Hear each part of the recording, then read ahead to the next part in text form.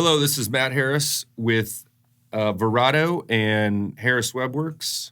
A little quick intro. Verato is our podcast, and it's about thought leadership and learning, about business and technology, and it's sponsored by Harris WebWorks. That's our service company. So today we're going to talk about tech stack and customer journey. I put together a slide to explain the relationship between a customer journey and a tech stack. So in front of me right now is essentially a slide that shows the 6 stages of a customer journey and then how those stages of that customer journey are impacted by technology, touch points, and strategies, and how those touch points relate to specific technologies. So at the bottom of this chart, at the top I have the stages, the steps, and the touch points. They're all color-coded. The 6 steps are awareness, consideration, acquisition, service, nurturing, and loyalty. And then below that is 3 bars that show the technologies, the primary technology categories, which are essentially your sales channels, which is there's can be a lot to that, and your CRM, which is essentially your customer relationship management system, and components of CRM, which can be kind of complicated too, and then your ERP system, which is enterprise resource planning. So sales channels at the top, customer resource management in the middle, and enterprise resource planning at the bottom. And then above all that is the customer journey. So this is this one slide, and we're going to take some time to go through it because there's a lot here. So let's just start with the stages of the customer journey. I'm going to start with awareness. And an example of awareness is Bob is a commercial plumber and he needs some parts. Consideration, that's the next step. Bob searches Google for the part and finds a supply company. Bob browses the B2C site and finds the part he needs. So consideration, he's considering it. Acquisition, he goes through the consideration phases, maybe looks at prices on other sites. Bob purchases the part. Service, now that Bob's acquired the part, he needs to get the product. So the service is getting Bob the product. Now that sounds straightforward, but it really has multiple components to it.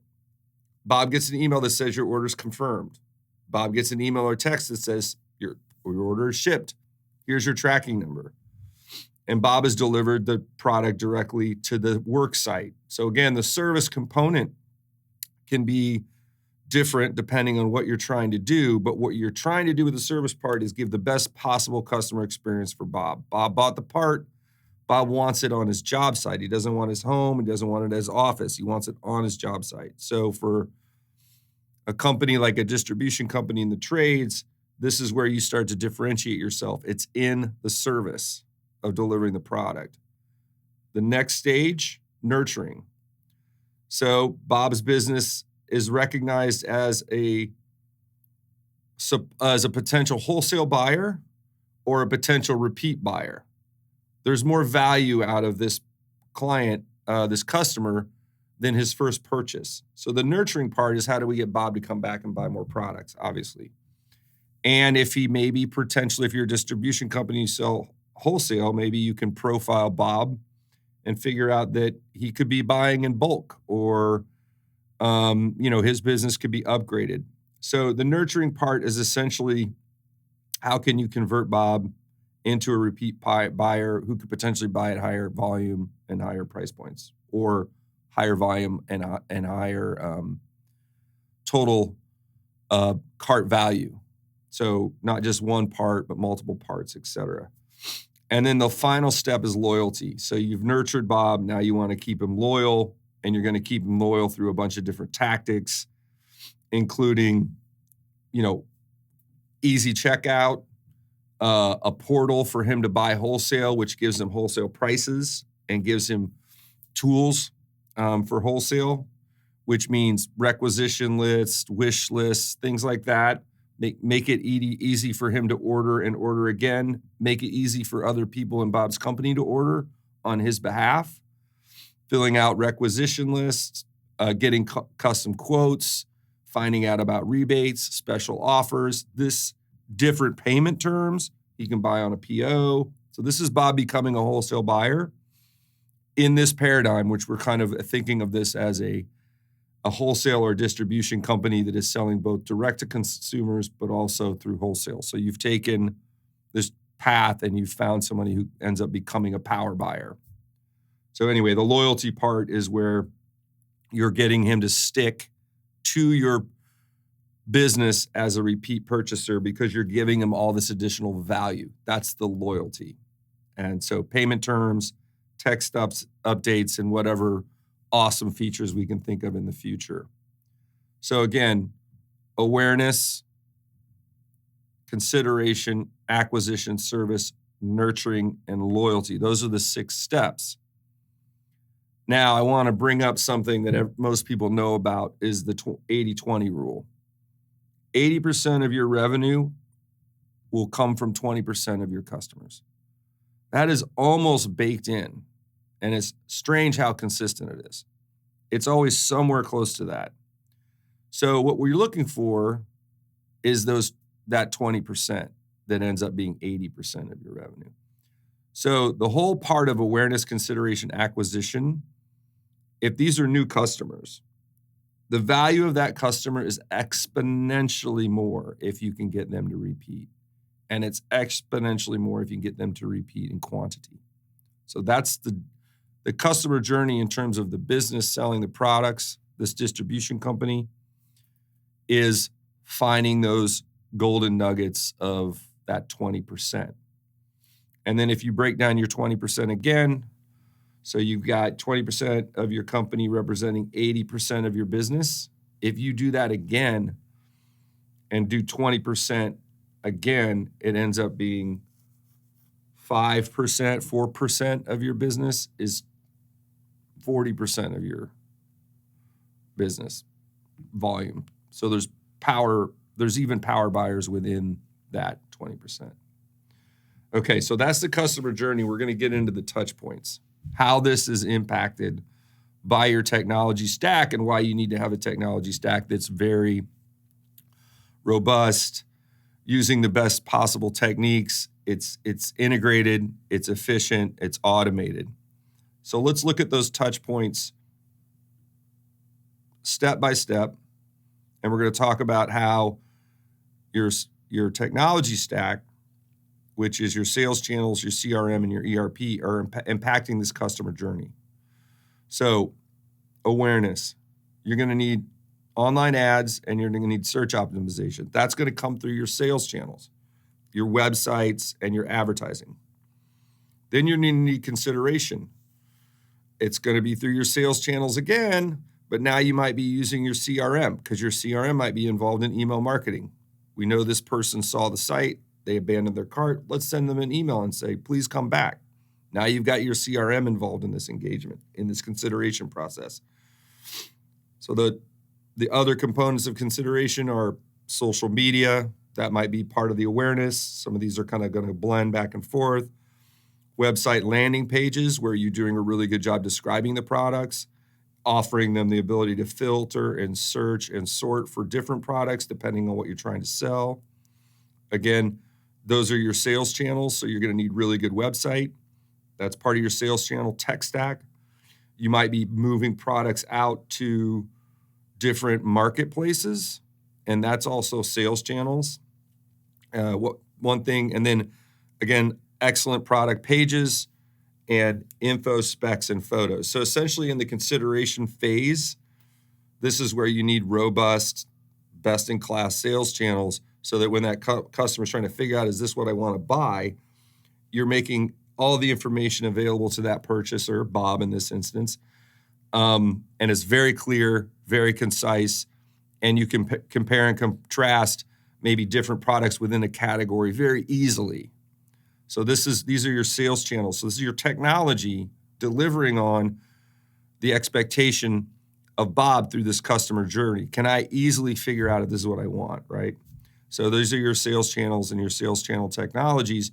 And then your CRM is going to be involved in that, because if we can grab his profile, now we can maybe personalize some messaging back to Bob to say, hey, wait, come back. There's these additional benefits, maybe et cetera. So a really smart CRM behind all this is going to impact you too. That's the second layer of the sales stack. Now, acquisition, quick checkout, purchasing. Those are your sales channels. But now, when that product comes in, you've got to move that quickly into your ERP system, which might also be involved in like presenting some of the photos and pricing. And so now your ERP is also involved in both the consideration and the acquisition phase. And that order has to come through, and that has to be seamless and automated. So now there's the bottom layer, what I call the foundational layer of your tech stack, is involved. And then we get into the service, emails, chat, text messaging, prompt customer delivery. So now you're into the service mode. Now your CRM and your ERP are both going to be involved in that, different components of it. I kind of bundle CRM with like email marketing. So the email marketing system, like a Klaviyo or a MailChimp, whatever you want to use, it's kind of part of the CRM stack. So it's within that. And so I would argue is PIM, product information management, kind of in this stack too. It's just not represented here, but you can have PIM information in your ERP. You can even have it in your CRM, but sometimes it makes a lot of sense to do a standalone PIM, which I'm going to do a whole other podcast on right now. So PIM, we're just going to kind of put that to the side, look at these three major components.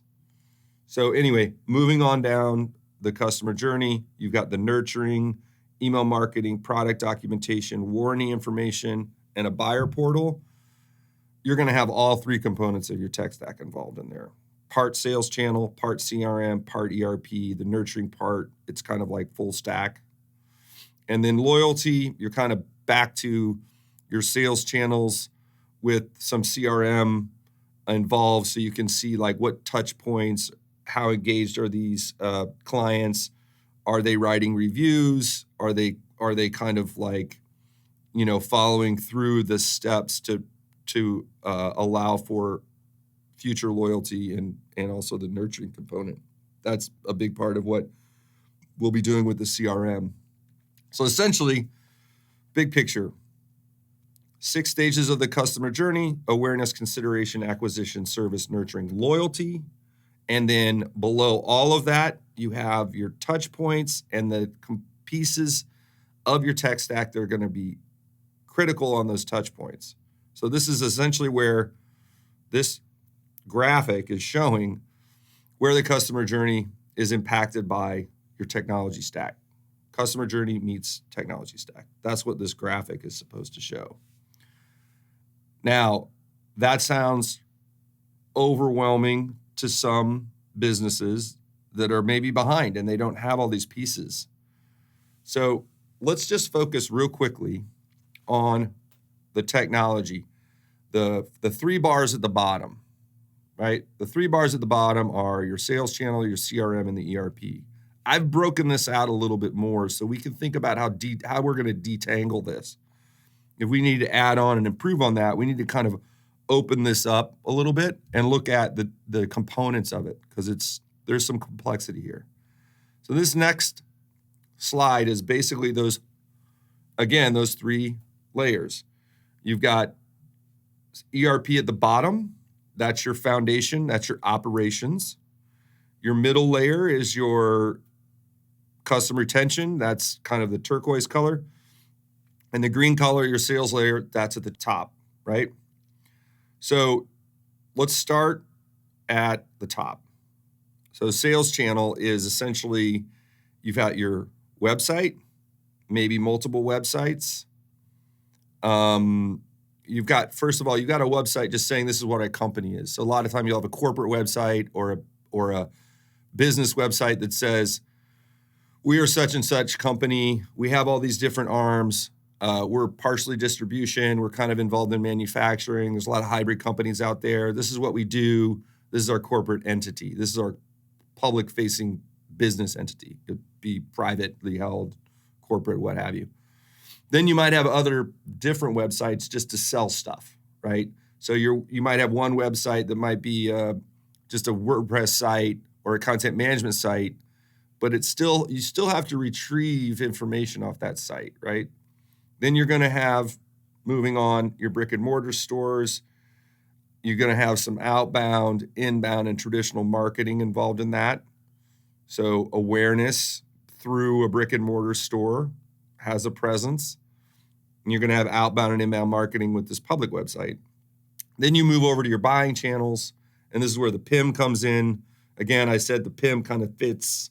I'm putting it in here into the sales channels, but it's kind of an outlier. It kind of can fit in any one of these layers, but it's your product information management. You've organized it, centralized it. This is again, a fully formed tech stack. This is a mature business that has already gone through kind of a digital transformation process, and they feel like they have kind of the best in class stuff in place now, and then they can nurture that technology. So anyway, in that is a PIM system, again, product information management system.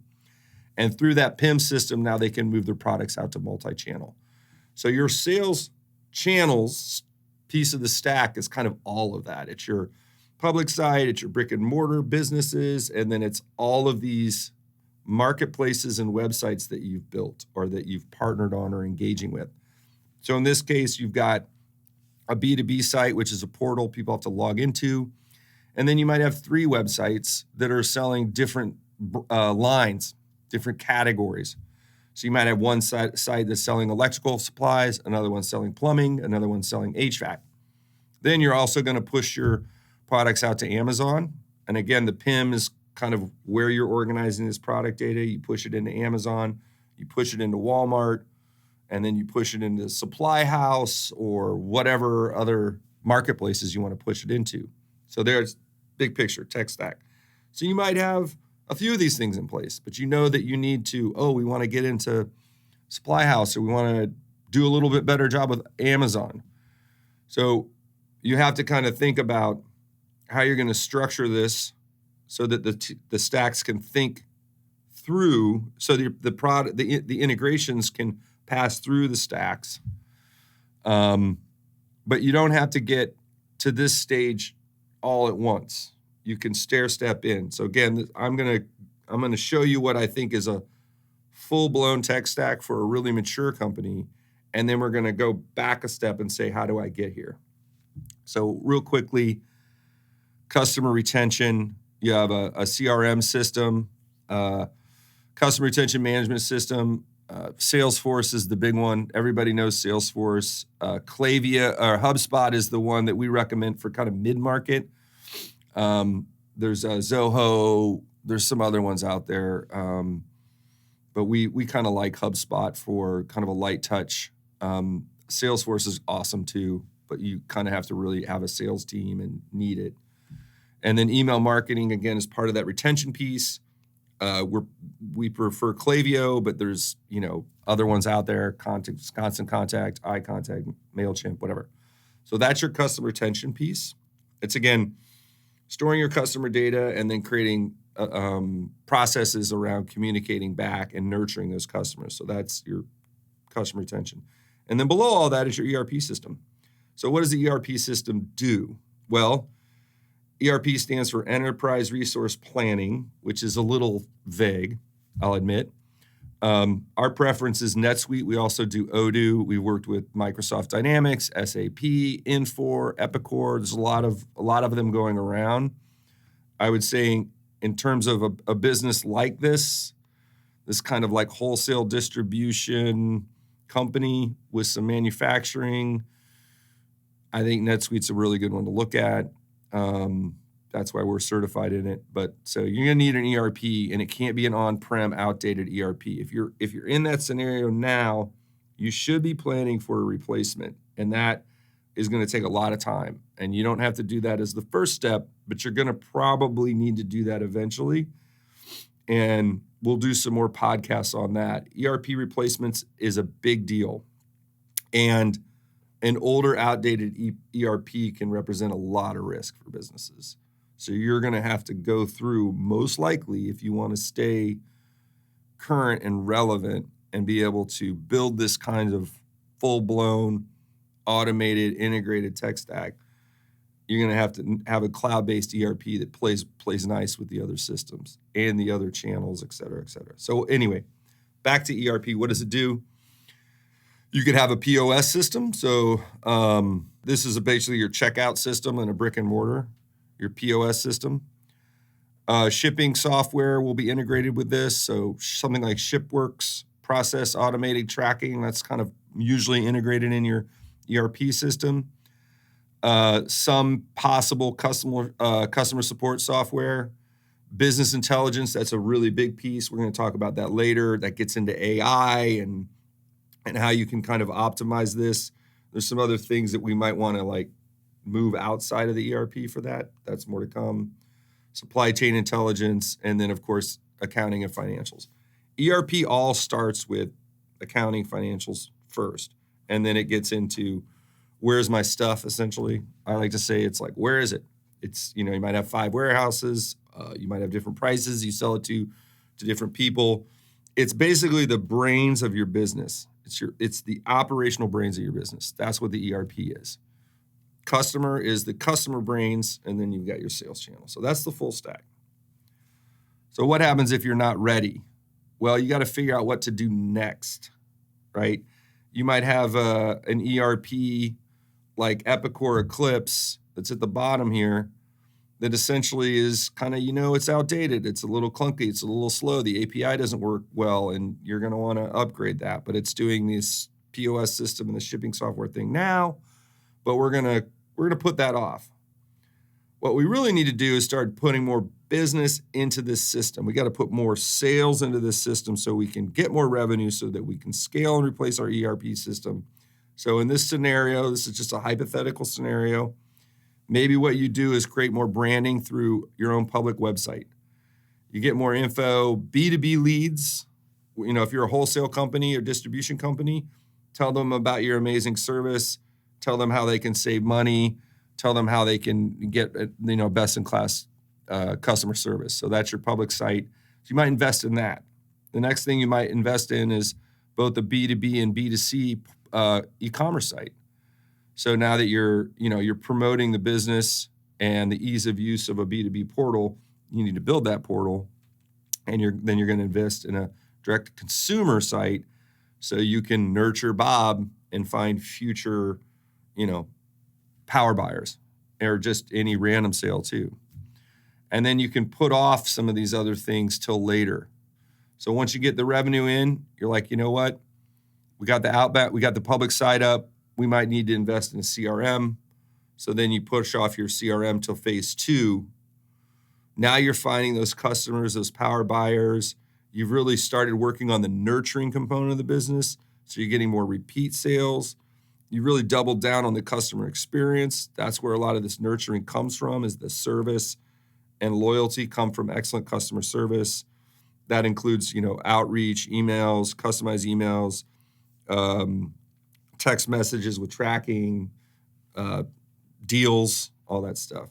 Now you've kind of built out a new revenue stream through B2C and B2B, and you've got more B2B buyers self-servicing, which has actually lowered your overhead a little bit. So you got more revenue, lower overhead, more profits. Then maybe phase 3, you talk about an ERP system.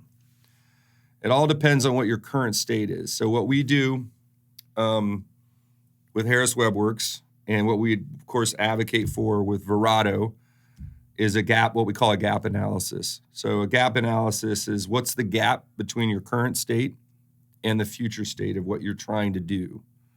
So that gap analysis will give you some ideas of where to start. And that's usually a paid discovery. We would come in, or a consulting company, or any agency would come in and say, well, let's do an analysis of where you're at. Let's look at maybe what the options could be for you in the future. And then let's look at some of these missing pieces where maybe we can invest now for phase 1 to actually increase efficiencies and maybe generate some more revenue. And then that additional revenue and those increased profits can help pay for phase two. It all depends on the size of your business, how much you're motivated to do it. That's a huge part. You have to be willing because it's challenging. And the other thing is funding. There's lots of different ways to get funding. Obviously, you can fund it with cash flow, which is probably the ideal, right?